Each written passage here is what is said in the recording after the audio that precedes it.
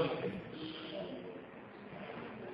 Bom, irmãos, estamos juntos em oração. Nós temos uma oração, é tão bom podermos nós estarmos unidos no propósito de oração, clamando e suplicando o favor do Senhor.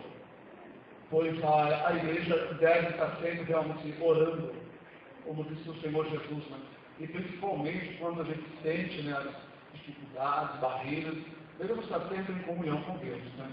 Na verdade, nós devemos estar vigilando em todo o tempo. Nós lembrando que a palavra do Senhor diz vigiar. O diabo, vosso Deus faz, nós não vamos ter bramando comunhão, procurando que possa entregar. Na época de Jesus, havia umas perseguições contra um discípulo, contra Jesus. Mas nós vemos que o diabo persegue nós também na hora da paz. Essa é a tradução vigiar. Davi, por exemplo, né, estava lá 2 vezes. Davi foi tentado. Né? Quando ele estava em casa contra o exército numa guerra, ele estava em casa a passear no terraço e viu a Betseba do outro lado acompanhando, e ali a cobiçou e adulterou, e depois planejou algo para matar o seu marido. E depois, nós também vemos que Davi já estando fortalecido, Deus tinha sujeitado muita gente, né? E ao seu domínio, e o seu exército estava grande. Quando nós vemos ali, Deus sentiu no coração de numerar o povo, o exército. Sabe quanto que tinha? Aquilo foi mal aos olhos do Senhor. Então ali a Bíblia diz que Davi foi tentado realmente e se endureceu. Olha, inclusive um dos seus capitães falou para ele que Deus poderia acrescentar o tanto para que eu ia contar. Quer dizer, até os homens perceberam que aquilo foi contado vaidosamente. No sentido de que estava se sentindo bem por ter uma quantia de gente enorme. E ali o Senhor, né, trouxe um juízo sobre ele. Né? Então nós vemos que o inimigo está sempre ao redor, bramando comunhão. Até no momento que nós estamos com a bênção na mão, recebendo a bênção, o inimigo está também trabalhando. Então a Escritura diz para a gente orar sem cessar. Em todo tempo, a nossa vida tem que ser em comunhão com o Senhor. Até na alegria das coisas da vida, temos que ter a prudência para não recebermos de nada e o inimigo não encontrar uma brecha para nos apanhar. Né? O crente vive em oração e vive em comunhão mais constante com o Senhor, sabe, irmãos? É claro que não basta só oração, porque Provérbios também diz que aquele que desvia os ouvidos de ouvir a lei, até a sua oração será abominável. Quer dizer, que eu tenho que atentar para a palavra de Deus, que as minhas orações têm que estar de acordo com vontade, de acordo com o caminhar. Não adianta eu só falar e pedir clamar ao Senhor se as minhas ações não estiverem conforme as Escrituras Sagradas. Né? Como diz a palavra, muito falar, sereis ouvidos. Né? Porque o Senhor ele quer que nós estejamos em uma atividade constante. Mas, quando nós falamos de oração constante, é para aqueles que andam no caminho, porque a Escritura diz que o Senhor tem prazer na oração do justo. Né? A oração do justo é o seu contentamento. Então o Senhor Deus tem prazer que o justo ore, porque o justo ele ora, a sua oração é mais justa, mais correta. Ele ora por coisas necessárias, pelas coisas que o Senhor quer que ore. O justo está mais em sintonia com o Senhor. Então a oração do justo é agradável ao Senhor. Nós vemos que os 2 homens subiram para orar, houve uma diferença da oração de um homem para o outro. Um orou um pouquinho, o outro orou bastante, falou tantas coisas que desceu condenado. Não desceu justificado, Deus não aceitou. Não é? Quando o pecador ali falou com sinceridade do seu coração, Deus aceitou e o justificou. O publicano desceu triste no coração, sabendo que era um cobrador de impostos ladrão. Mas Deus justificou porque ele estava com o coração arrependido. Então, às vezes a oração dele estava de acordo com um sentimento contrito. Uma oração de justo. Uma oração justa. A oração do outro foi uma oração egoísta. Uma oração que não chegou no céu. Como eu já falei para os irmãos, as orações têm muito seu segredo, tem seu segredo. Né? Por exemplo, sobre a fé, acrescentar a fé. Lembra que o Senhor estava com o discípulo e ele disseram assim, Senhor, acrescenta-nos a fé. Ao invés de ele dar uma resposta, vou apresentar a fé de vocês, ele logo contou uma parábola. Né? Ou fez uma comparação. Né? Quem é o senhor, né, que quando vem seu escravo do trabalho, né, lá da lavoura, lá da lavoura, da enxada, Chegando em casa, esse escravo, o dono diz assim para ele, ó, assenta-se, come, depois que você comer, você me serve. Não é antes assim? Siga-te, lava-te e serve, depois come tudo? O que Jesus quis dizer? Como eu posso ter uma fé enorme se eu vendo a necessidade até do meu empregado, do meu escravo? Estou vendo que ele é cansado, eu tenho que descansar mesmo que eu sou senhor dele. Eu tenho que ver a necessidade dele. Senão minha fé é pequena, porque eu tenho que crer, eu tenho que ter piedade e misericórdia. Porque não adianta Jesus dizer assim, vou te dar fé, vou aumentar a sua fé. Mas na prática, a minha fé não é verdadeira, porque eu acredito que eu tenho que primeiro vem a mim, depois vai aos outros. Então, eu não tenho uma fé verdadeira. Ele não é justo o suficiente para que sua fé acrescente. Então, é muito importante a fé, a oração tem seu segredo. Jesus disse assim, quando estiverem orando, perdoai.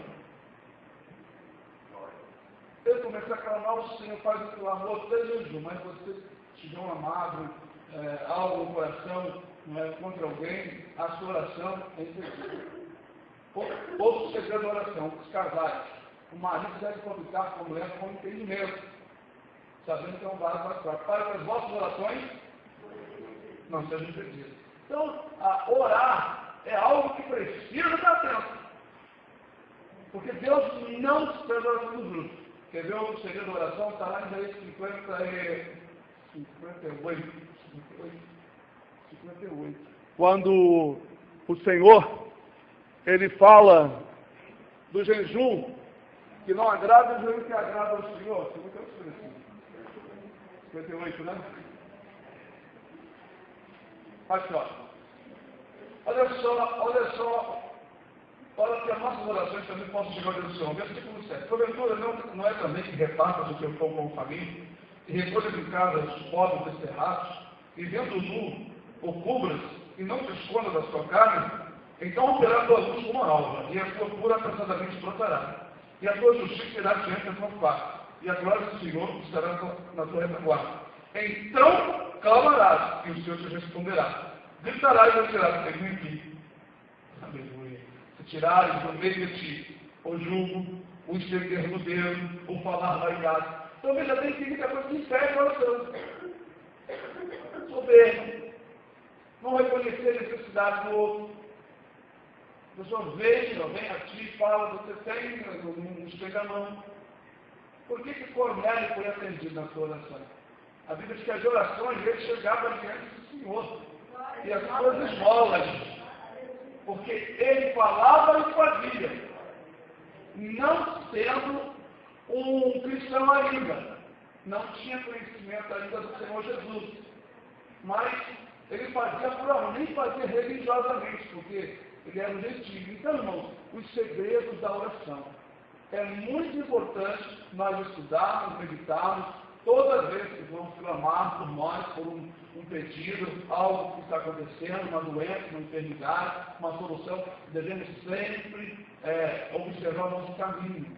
Vocês vejam que quando o rei Ezequias estava doente, o Senhor mandou o profeta Isaías dizer para ele que ele ordenasse sua casa, que ele ia morrer. O que ele fez? Ele chorou amargamente e falou para o Senhor na sua oração: Senhor, ser servido de te lembrar que eu andei na tua presença e fiz o que era justo, reto diante de ti. O profeta não tinha saído do pátio, o Senhor disse: vai, volta e diz ao meu servo: ouvi as tuas orações e vi as tuas lágrimas, ouvi as tuas lágrimas e ouvi as tuas orações. Eis que acrescentarei dizendo isso. Então, veja que a oração, ela tem o seu segredo. E deve haver confiança quando clamar no Senhor, se nós estivermos com a vida justa diante do Senhor. Não fazendo exceção, não é? A pessoa está trabalhando junto com você, não é na fadiga, não, primeiro eu, depois a igreja que vira. Tudo isso é importante fazer de coração, de amor, com piedade, para que as orações sejam atendidas. Porque, irmãos, como que Deus vai estar ouvindo oração de egoístas, pessoas que estão se estabelecendo? Mas se alguém é temente a Deus, faz a sua vontade, estende as mãos, está sempre pronto, Deus sempre ouve a sua oração. Sempre ouvirá a oração. Olha, minha avó, eu conto dela para vocês. ela já faleceu, mas o testemunho permanece. Na igreja, muitas pessoas pediram oração para minha avó. E outras pessoas em lugares pediram oração para minha avó. Né? A minha avó, tudo que ganhava, ela repartia para todo mundo. Os seus filhos, meus tios, minha mãe, e estava dando gás para minha avó. Eu falo para vocês agora assim, mãe, é para a senhora, mãe, para a senhora, mãe. Tá, minha filha, pode deixar. Minha avó não discutia, não falava, minha avó não falava nada. Minha avó tinha um testemunho, eu chamo de gozo e alegria. Hoje, eu estou aparecendo mais testemunho, porque eu vivi para minha avó um tempo, ele olhando, eu sempre observava. Mas hoje, como eu estou assim, mais voltado para falar sobre aquela época, hoje eu me alegro em lembrar que a minha avó não tinha leitura, mas tinha um coração voltado para Deus. Né? Quando chegava a hora do almoço, se alguém chegasse lá, ela foi para fazer almoço, conversando. Né? Ela não perguntava a ninguém que queria comer.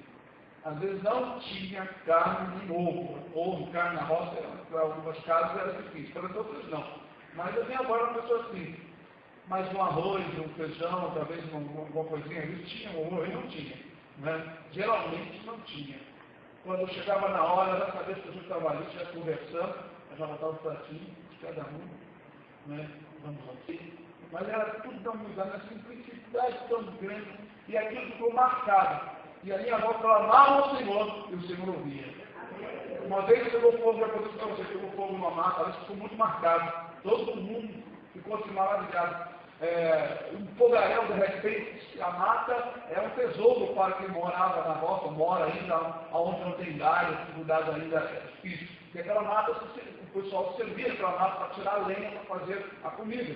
Né? Eu cansei de ver as pessoas indo em feito de lenha, ou em carrinho, sei que o pessoal ia para o fogaréu e chamaram a minha avó para clamar ao Senhor, a minha avó, muito sincera, muito simples. A dobrou o joelho dela, a oração dela sempre era meia hora, uma hora, e ela me clamou no Senhor.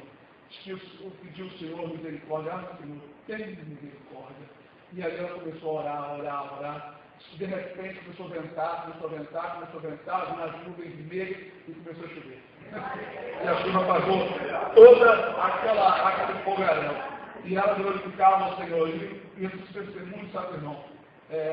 Eu confio muito no testemunho da minha avó, porque eu convivi muito ali em épocas em que eu vi minha avó. De manhã cedinho, 5 horas, ou quase todo dia, 5 horas, até 6, 5h40, 5h30, minha avó de oração ali, baixinho, para não acordar a gente. E ela, Senhor, tem misericórdia. E não sabia ler. Quando chegasse alguém lá, ou eu, quando eu ia lá, eu lia a escritura, minha avó parava tudo, botava a mãozinha assim mesmo, fazia. Estava lendo. Fala de Deus, sabe, irmão? Então, a oração tem os seus segredos. E nós precisamos ser bondosos, amorosos, piedosos. Porque, sendo assim, irmão, o Senhor ele encontra mais lugar para operar. Ele sabe que nós não seremos egoístas, estaremos sempre prontos para atender, para estudar as mãos, para fazer aquilo que é da vontade do Senhor. Pois o Senhor, nosso Deus, irmãos, ele faz coisas maravilhosas.